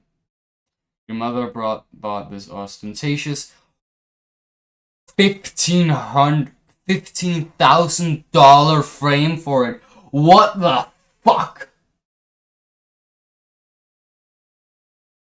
And had it welded to the door. Using the colorful magnet letters. You recently left a succinct message, which may or may not have been directed towards anyone in particular, but you couldn't find the letter W. So, you just stuck two V's together.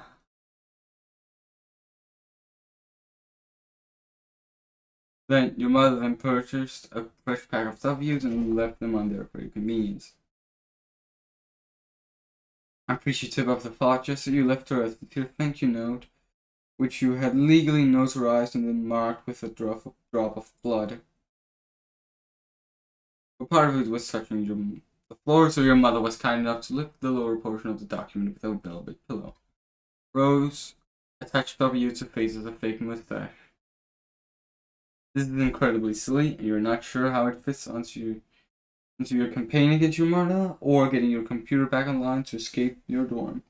But it's hard to resist getting a little silly sometimes, especially when you're absolutely positive no one is watching. Rose, capture lock W.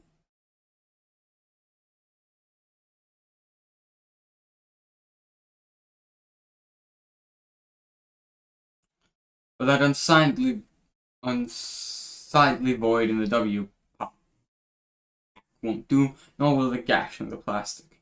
You deposit 12 cents in its place, which is your approximation of the letter's value. You also make a vow to return later and neatly sew the plastic shut. Think of ways to one-up mother.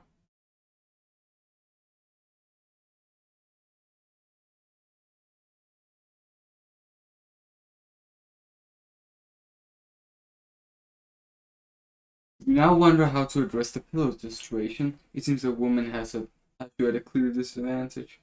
Perhaps slipping a fresh dolly on the pillow will do the trick.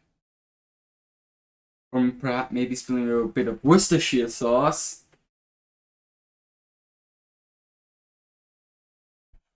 on it, and then having it dry cleaned and returned along with a laboriously integrating apology note. No, there's no time for anything like that. Or maybe, just thinking out loud here. You could use the entire W's as M's. Oh yeah, that would be a burn. But you've already done something with the W pack, and there's no need to go back and upgrade that. Lily, this is delicate business. business, and that pillow is screaming for a rebuttal.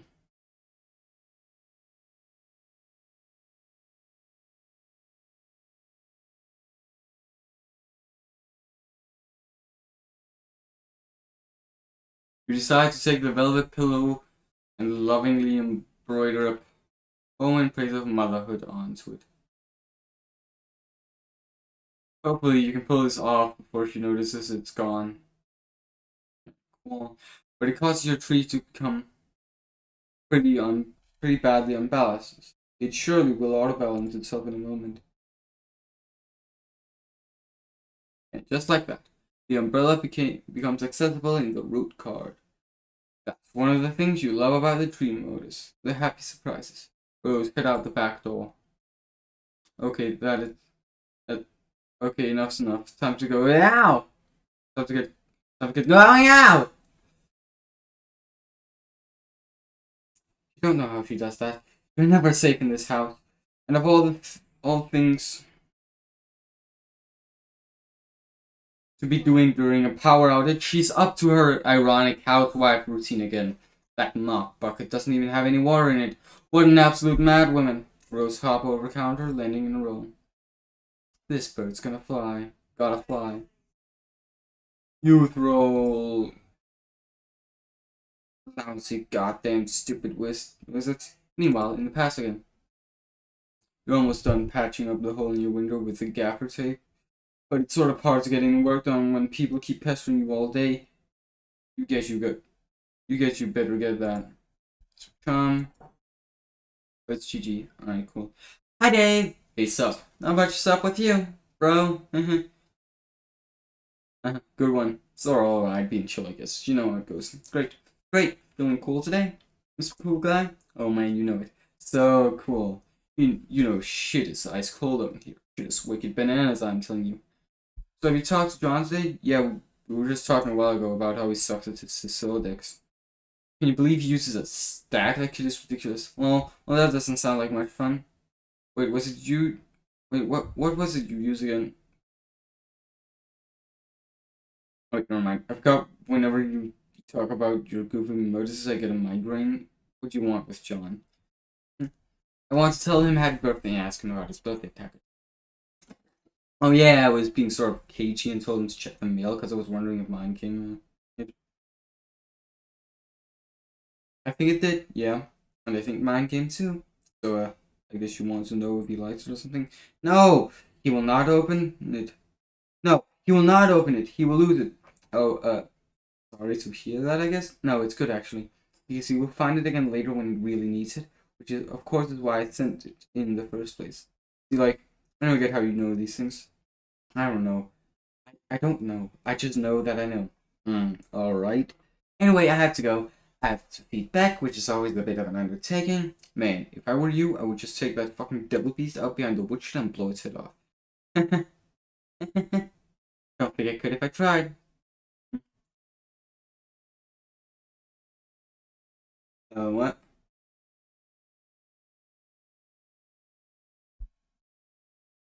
I mean, I guess hi. I haven't seen you chat before. Hi. Nice to meet you. Subscribe. That'd be very nice of you.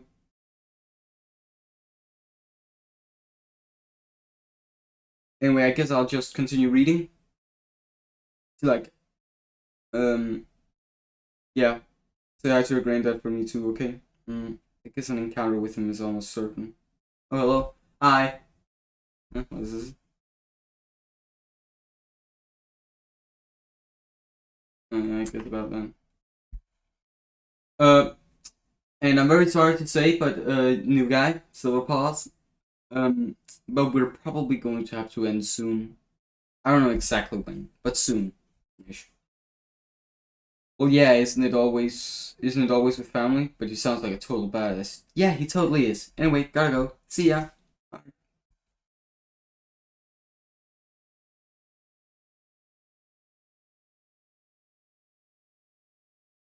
It would be handy to have your phone on standby so you won't have to always come back to your computer whenever someone pesters you. This way you can text message people no matter where you are and what outrageously cool thing you're up to. so cool. John pursue adversary into that room. And meanwhile, in the present, sort of, once again the slippery antagonist eludes you. You only find more of these unpleasant oily smears. Someone is pestering you, both with your PDA and computer register. The message, this chum will know what to do. Alright.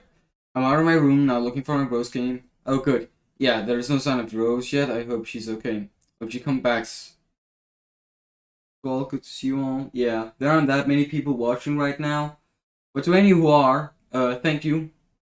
It's very nice. Thank you. Also, for everyone watching the, what can I call it again? The VOD. Yeah, the VOD. Thank you too. Your support really appreciates me.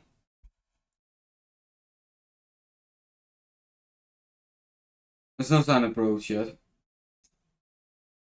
Oh, good. Yeah, there's no sign of Rose yet. I hope she's okay. Well, if she comes back, I'll be ready. You better know what you're talking about, because this could get ugly. Brought my phone, and I also took my awesome katana with me, in case things get too hot to handle, and they always do. You mean that cheap piece of shit you have in your all? Q. It's sharp and it's awesome and it's a sword. End of story. Okay, I don't really care. I'm in my room again, and I really think there's someone else in this house, like monsters or something. Are we? Ha! Ha ha! I wish. Dude, monsters aren't real. That's stupid kid stuff for stupid babies. Maybe. Yeah, you're right. What are you, an idiot? Of course there's monsters in the house. You're in some weird evil monster dimension. Come on, skip. This is in the clutch of somatic troglodytes. Like, hey mom, dad, there's a dinosaur or ghost or whatever in my room. Yeah, right, Junior, go back to bed. Fuck you, mom and dad. How many times are we going to watch this trope unfold? It wasn't goddamn funny the first time I saw it. Just once I'd like to see the dad crap his pants when the kid says there's a vampire in his closet. Oh shit, everyone in the minivan! Be fucking out of the ear right there. Okay, stop. What do I do? What do you have, a hammer? Man, so lame. Okay, whatever. You should look into weaponizing your Sildex. My bro is always getting on my case about it, but man, it's not as easy as it sounds. If you're fighting monsters left and right, you don't have much choice. Okay, I guess I can read it up in data structure somewhere. How's it going there? I'm out in the living room. He's usually here, but I don't see him. Might be playing his mind games. He's always pulling his ninja shit. All I can see is little Cal over here, and I guess he can't be far. Oh god, so lame. What? I see. I just don't know why I think it's cool. This ventriloquist rapping thing. Oh, little Cal? Oh man. Little Cal is the shit. That's fine, you're entitled to your opinion. I'm just saying that being a white guy who is a rapper with a ventriloquist doll is not cool by any stretch of the imagination or by any definition of the word cool. Ironic or otherwise, that's all I'm saying. Yeah, bullshit. Cal is dope. Poppers are awesome. John Edward blows. The end. I'm more like the opposite of all those things in that. If the thing that is true, I'm going to read. Good luck with your bro. Read your book. Stay wary of these foes. Monsters. Only retarded babies who poop in their diapers believe in their stuff. S. Rose, you throw right out to the front door.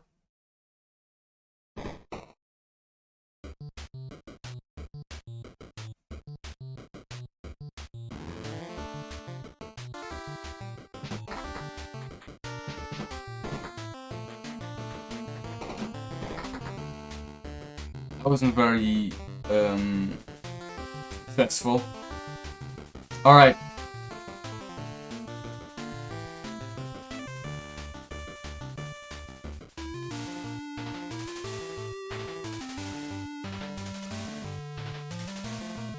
Abjure.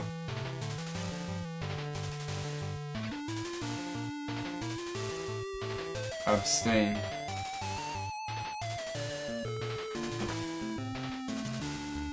Alright, this clearly isn't good. It looks like Mom has satisfied her strike quota for the day. She simply returns to her housework. No point in going out the front door anymore. Might as well head out the back like you originally planned. Rose, first be the pony. Second, trample the mom. Okay, be the stupid pony. And frankly, can't imagine why anyone would want to. Or do you give the Pony a begrudging pat on the snout anyway. Her name is Maple. John, turn around! God damn it, why even bother? The good news! Finally, your revolting incompetence can be put to use. Instead of accidentally firing a Sildex full of steak knives into priceless oil painting or your beloved great aunt, you can turn that bumbling fury towards one of your foes, such as the ability to grasp painfully simple concepts. The bad news? I'm tired of explaining myself hoarse to you gibbering fuckwads. In this chapter, I'll be phoning it in with liberal use of diagrams and shitty clip art. What are you gonna do about it? You're going to wriggle on your own vicious secretions like the worms you are, that's what. Here, learn something for a change. Asshole notes. Yeah, you can just, if you have, I don't know, metal pipes and you swap something in, boom, you can hit metal pipe at opponent. Purge your tips together to form a stick puffer. Apply them firmly to my rear end, and I will pronounce you man in life. Now get in the kitchen and make my ass some dinner, bitch. You're trying to read, okay? This book is already unpleasant enough as is, without weird noise in your head nagging you to do things. Besides, I thought we already agreed there's no such thing as monsters. Fine, you will interrupt your reading and turn around, but you don't see what could possibly be. Oh my god, it's a monster!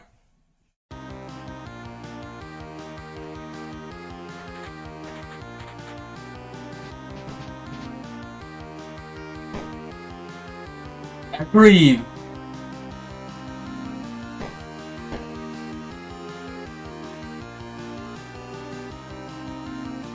Got it? Rose, exit. You leave through the back door. Nearby is a transformer which distributes electricity from the underground generator powered by the river flowing beneath your house. The transformer was struck by lightning, though, and it no longer works. You wonder if your mother has any plans to have it fixed. You guess she'd rather just play your mind games in a dark house like a weirdo. You could see the mausoleum and the portable generator across your backyard. You were almost there. Rose, use umbrella. Regather your items and begin the soggy trek mausoleum mode. S. John! Get up, John! There is no time for slumber.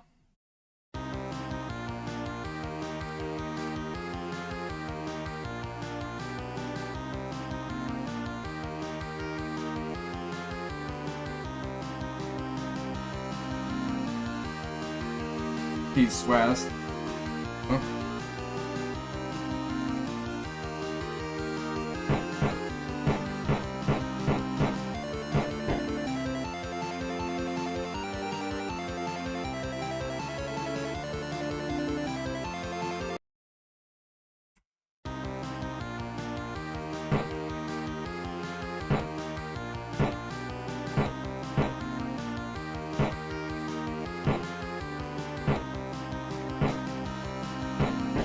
Alright. Forget the W and make haste to the mausoleum. Retrieving the W never even crossed your mind. It's just a stupid magnet. John, salvage your weapon and fight on!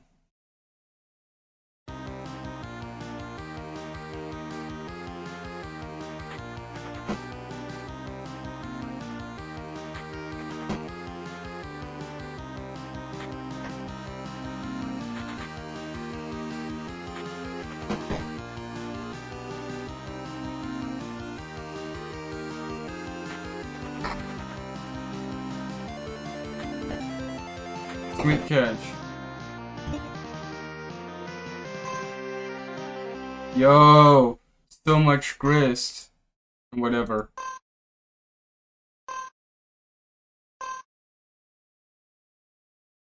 Yeah.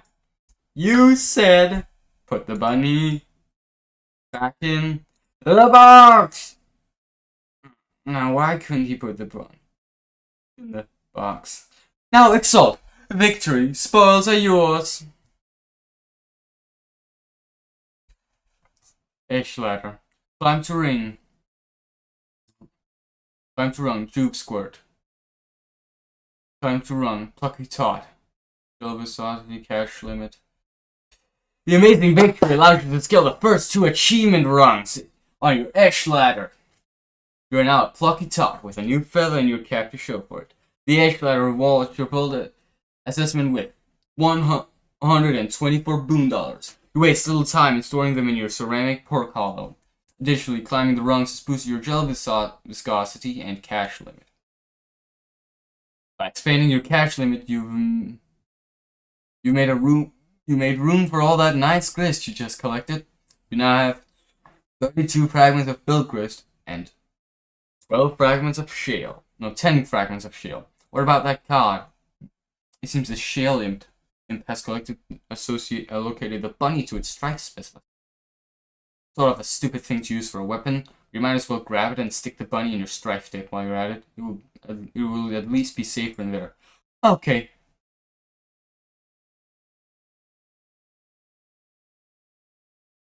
You group your two specify in your strife portfolio. No self-respecting striker will be caught dead without one. Gather the scattered bits of your hammer. It seems breaking the sledgehammer altered the apparatus from hammer kind to handle kind, even going as far as to expelling the head of your smaller hammer from your deck to force compliance. You didn't even notice in the heat of battle. You grabbed the sledgehammer handle, expelling the useless Harlequin figurine. Now repair the hammer. You merge the sledgehammer head with its handle and return it to your strike deck, repairing the hammer kind apparatus in its process. The smaller hammer handle is subjected from the deck, since of course handles in any sort no longer belong in there, obviously. Fine, now what? Dave is pestering you, but you don't have time to deal with this nonsense. Something is amiss in your room. You can't quite put your finger on it. Rose, hurry and activate the generator. You fire up the generator and drag a cord into the mausoleum. It would of course be foolish to run the generator inside of a confined space. Generator safety is everyone's business. Rose to file the tomb. Sorry, Jaspers. Have to make space for the laptop. Besides, your final resting place is already a mockery. You should have decomposed years ago under a bed of petunias like a normal cat. Not given a taxidermist and fitted with a tiny custom-tailored suit, and then stuffed in a coffin built for infants. Rose, plug in your laptop. Plug in your laptop and connect to the internet signal again. Everything predictably falls out of your Slidex, but you're not about to get bent out of shape about it. You have bigger fish to fry. Looks like Dave noticed you're back online. He pictures you like clockwork. And then there's John. What on earth is he up to now? The door, John! Look at the door! You're right. Didn't Rose shank off the door with its hinges and pop it back onto your bed? Someone or something slid back and left it slightly ajar. Incredibly alarming. Investigate. Oh, oh. Oh, oh, oh, oh, oh. What? This is outrageous.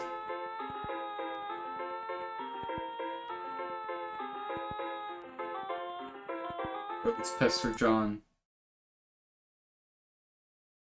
Oh, there you are. John said your house was burning down. Are you on fire yet or what? No, for now I've retired to the safety of a smaller building which is much closer to the forest fire threatening my residence. Oh well, that's a relief. John told me to get the game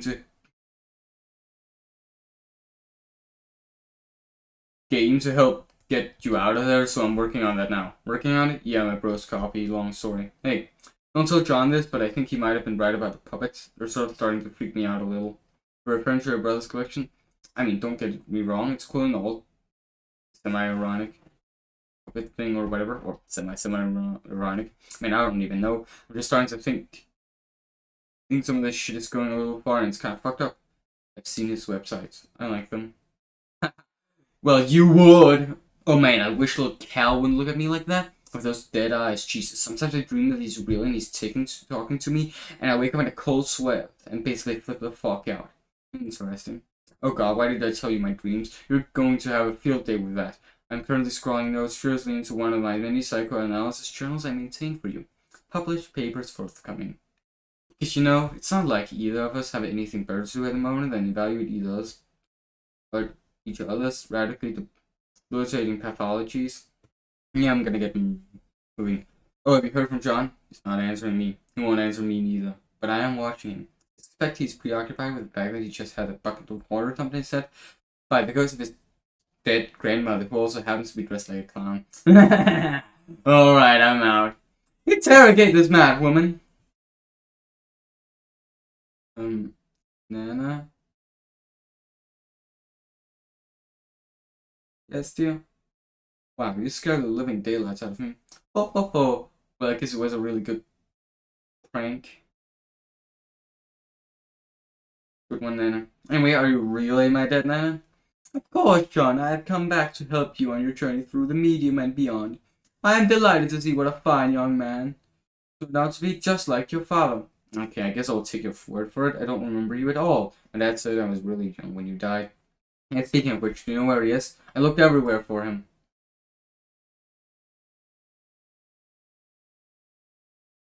I mean, about those things. Your father was kidnapped. Oh no.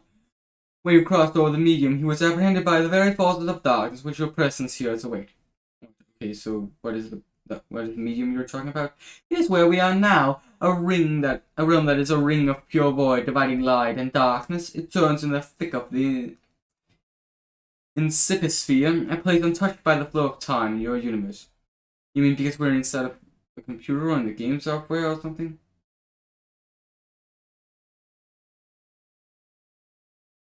Computer. Why, what is that, dear? Some newfangled contraption? Like a horseless auto boxcar? Well, it's like this machine that, of course I know what a computer is, John. I was just pulling your leg. Oh, okay. No, John. You're not inside a computer, or software, or anything like that. Try not to be so linear, dear. The software that brought you here was merely a mechanism that served as a gateway. Its routines, in a way, seem to serve to invoke this realm's instance, yet it stands independently of any physical machine, and somewhat paradoxically, always has.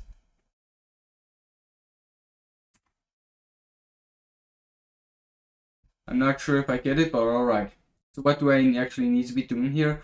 I think it would be best if we started with the big picture. Go on.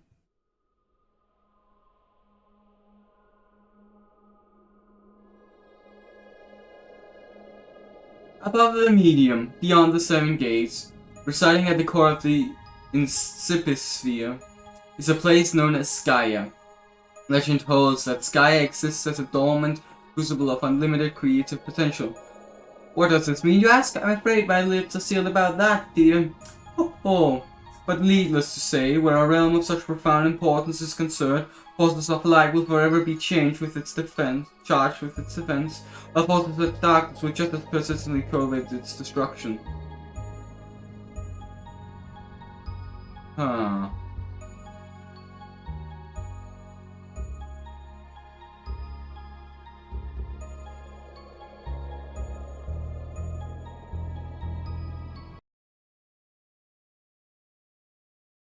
And as it so happens, at the center of this realm, whose fate is in question, these very forces duel on a stage, stuck in an eternal stalemate.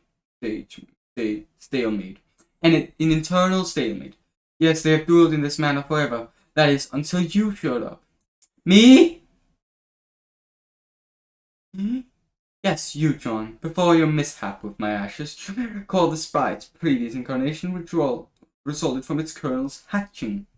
You see, this hatching occurs automatically in response to your arrival. The result is a pair of kernels, one dark, one light, each carrying the information they were prototyped with before the batch. One goes down into the kingdom entrenched in darkness, the other up to the kingdom basking in light. Each comes to rest in an orbit of a spire, of which there are three others in kind. The four sprites are situated above a throne, and these two thrones preside over the two respective sovereign powers. And once the kernels are situated, that is when the game is afoot. The true war begins. Light versus dark, good versus evil. This is a war that the forces of light are always destined to lose, without exception. A quest of futility, then.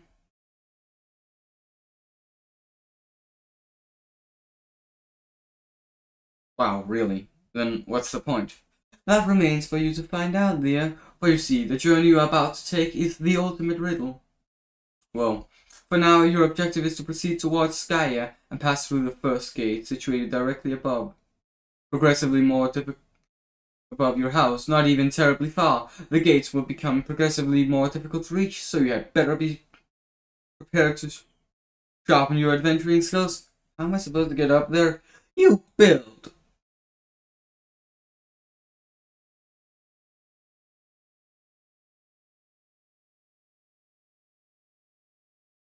Okay, I think I get it now.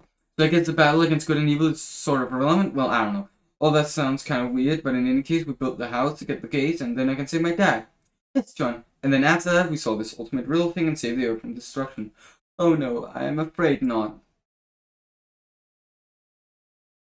Your planet is done for you. There's nothing you can do about it. Oh. Your planet is much more important than saving that silly small planet, though. And that is... Oh, oh, oh, oh, oh. Yes, I will have to agree with the float hack about that. Why did I give him... John, you are such a good boy. I know that you will succeed. Thanks, Nana. You are a good boy, and good boy deserves treats. Hooray! I am going to bake you some cookies. The hag mentioned cookies. Pursue her! That's what you need, more baked goods. John, you do not say no to cookies. I command you to get them. You totally abjure the hell out of that idea. You're so busy abjuring that you don't even notice Rose has been trying to pester you this whole time. Rose hit John in the head with box to get his attention. You give John a swift rubbing on the noggin, but he's undeterred. That is some fit he is throwing. Perhaps you will take this spare moment to contemplate your Nana Sprite's strange tale. It may also behoove you to record your thoughts on these developments in your GameFAQs walkthrough journal.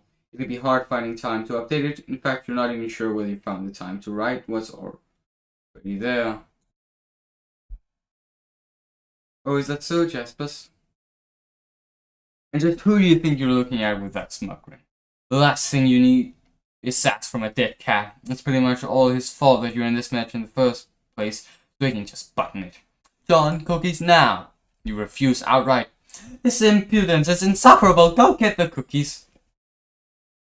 Well, when you put it so politely, how can John decline? John, you are stupid. You really need to work on your manners. Stupid, stupid, dumb.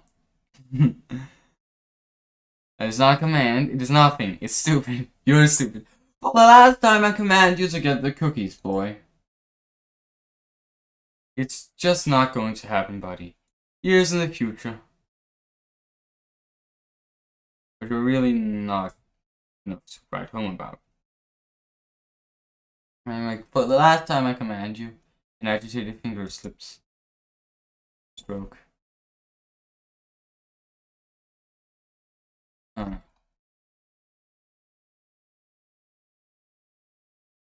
don't know what it is. Damn, we're gonna have to end soon. You know what?